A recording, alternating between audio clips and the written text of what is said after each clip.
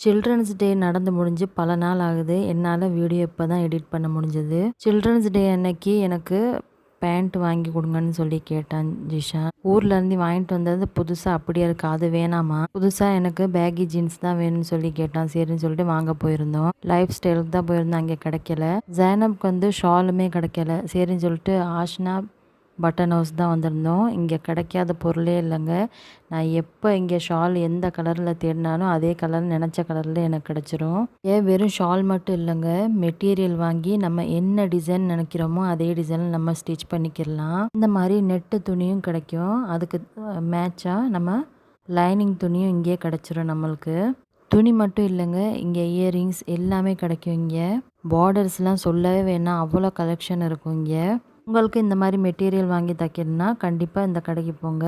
இது எங்கே இருக்குன்னா சிங்கப்பூர் ஷாப்பிங் பக்கத்துலேயே இருக்குது.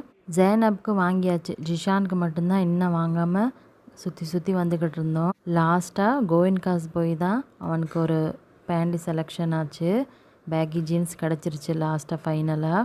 வாங்கிட்டு அங்கேருந்து கிளம்பியாச்சு.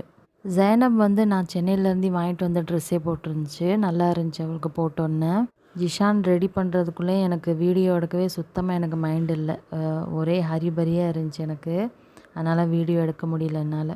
டைமிங் வந்து 2 பேருக்கும் சேம் டைமிங் இல்லை, சேஞ்சாக இருந்துச்சு. அதனால் ஜிஷானை கொண்டே முதல்ல விட்டுட்டு அதுக்கப்புறம் தான் ஜைனப்பை கூட்டிகிட்டு போனாங்க. நாங்களாம் ஸ்கூல் படிக்கிறப்ப டீச்சர்ஸ் டே அன்னைக்கெலாம் எங்களோட சீனியர் அக்காலாம் இருக்காங்களா, அவங்களாம் சேலை கட்டிட்டு வந்து நான் டீச்சர்ஸ் மாதிரியே ஒரு நாள் ஃபுல்லாக பாடம் எடுப்பாங்க எங்களுக்கு. இப்போல்லாம் டீச்சர்கிட்டே போக மாட்டோம், நம்மலாம் பயப்படுவோம். இப்போ உள்ள பிள்ளைங்க டீச்சர்லாம் பக்கத்தில் உட்காந்து ஃபோட்டோ எடுக்கிறதும் கேக் வெட்டுறதும் ஒரே என்ஜாய். அவங்க இதில் ரொம்ப என்ஜாய் பண்ணுறாங்க. பார்க்கவே ரொம்ப நல்லா இருந்துச்சு. நான் சில்ட்ரன்ஸ் டே அன்னைக்கு எதுவுமே நான் செய்யலை. சண்டே அன்னைக்கு சரி ஸ்பெஷலாக செய்யலான்னு சொல்லிட்டு நாட்டுக்கோழி தான், நாட்டுக்கோழியில் பிரியாணி செய்யலான்னு சொல்லிட்டு அதான் செஞ்சுக்கிட்டு இருக்கேன். ஜிஷானுமே ஸ்விம்மிங் பூல் போகணுன்னு சொல்லிக்கிட்டு இருந்தான் அவங்க ஃப்ரெண்ட்ஸுங்களை கூப்பிட்டு.